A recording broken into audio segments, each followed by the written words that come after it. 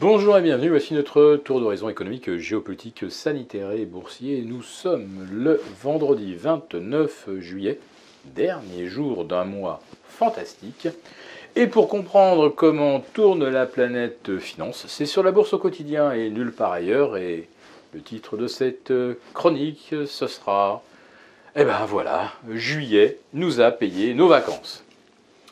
Ce mois de juillet 2022... sera peut-être, si on terminait au plus haut aujourd'hui, à 6450, serait le mois de juillet le plus haussier depuis 1997 ou juillet 2009, puisqu'on venait de commencer, d'amorcer le rebond après le crack de 2008-2009.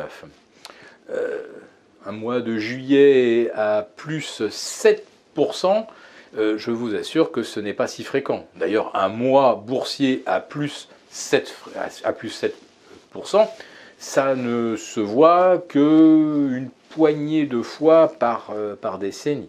Voilà. Donc c'est un mois tout à fait exceptionnel et qui illustre une règle non écrite qui veut que ce soit le meilleur mois de l'année. Eh bien, grâce aux 7% pris, ça va vraiment encore amplifier cette règle qui veut que juillet soit le meilleur mois boursier de l'année, à part décembre. Mais en décembre, ça ne monte pas parce que ça a un sentiment haussier. En décembre, c'est parce qu'on habille les bilans et qu'on manipule un peu les cours. Alors, est-ce que les cours n'ont pas été manipulés au mois de juillet 2022 ? Franchement, pendant 15 jours de hausse ininterrompue, on était sur des séances à 1,8 milliard, 2,3 milliards pour le CAC avant le fixing de clôture.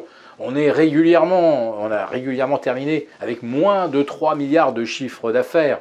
Autrement dit, ça a monté complètement dans le vide, ce qui signifie que pour faire décaler le CAC à la hausse, on avait besoin de mobiliser des sommes absolument dérisoires. Et encore plus dérisoire si vous agissez au milieu de la nuit, quand il n'y a pas de contrepartie. À ce moment-là, vous faites absolument ce que vous voulez du marché. C'est vraiment le pantin au bout des ficelles. Là, qu'est-ce qu'on observe depuis 48 heures ? Une véritable panique de la part des vendeurs. Là, nous avons l'impression de revivre exactement l'inverse de ce que nous vous décrivions le 5 juillet dernier, quand le CAC était en dessous de 5008. Avec Gilles, on vous a dit attention, tout le monde est baissier. Alors bien sûr, il y a toutes les raisons de l'être.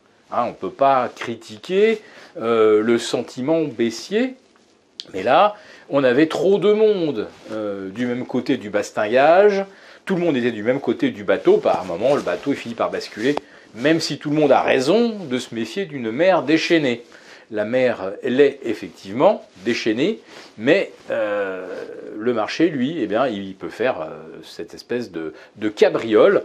Et j'ai l'impression que c'est un petit peu ce à quoi nous avons assisté au mois de juillet, parce que j'aimerais bien qu'on m'explique aujourd'hui ce qui va mieux que le 1er juillet, ou encore qu'est-ce qui va mieux en juillet 2022 par rapport au mois de février 2020, où le CAC 40 était à 6100, c'est-à-dire un bon 5%, voire 6% en dessous des cours actuels.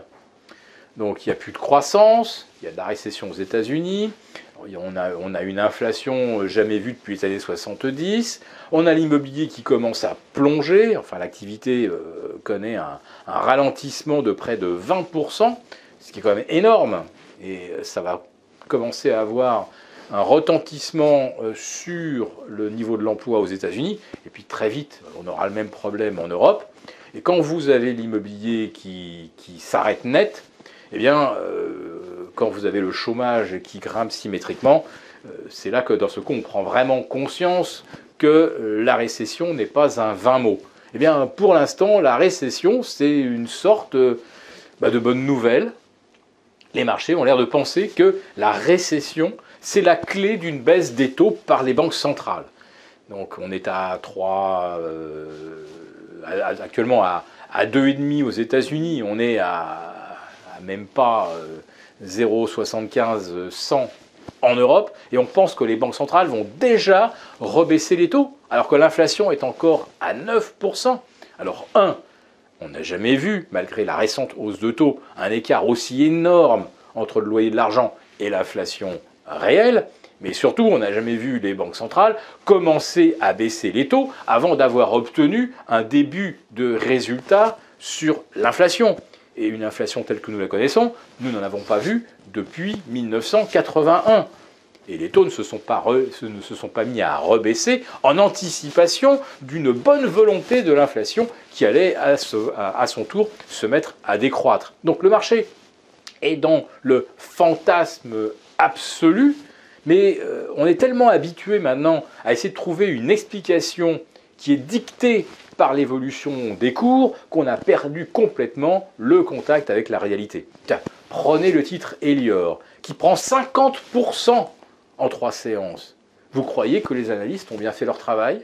Vous pensez que ces gens-là ont vraiment étudié les chiffres d'Elior, ont vraiment pris contact avec le directeur financier et que leurs prévisions étaient fondées sur de la réalité ? Non. Les analystes n'ont pas arrêté de dégrader leurs objectifs sur Elior pour coller à l'évolution du cours. Ils se foutaient complètement de la réalité de l'activité, de sa rentabilité, etc.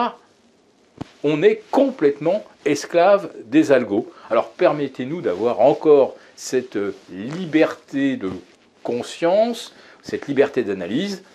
Pour nous, nous sommes en train de vivre la fin d'un mouvement de hausse qui est le symétrique de l'excès à la baisse, ou en tout cas de l'excès d'opérateurs tous dans le même sens, qu'on avait début juillet à 5008. Nous sommes en train de le revivre aujourd'hui vers 6450. Voilà. D'où notre conseil, si vous n'êtes pas couvert, de le faire. Et si jamais vous aviez une petite couverture à 6450 sur le CAC, à 4130 sur le S&P 500, franchement, c'est peut-être le bon moment. Si cette vidéo vous a plu, n'hésitez pas à nous mettre un pouce et on vous souhaite un très bon week-end.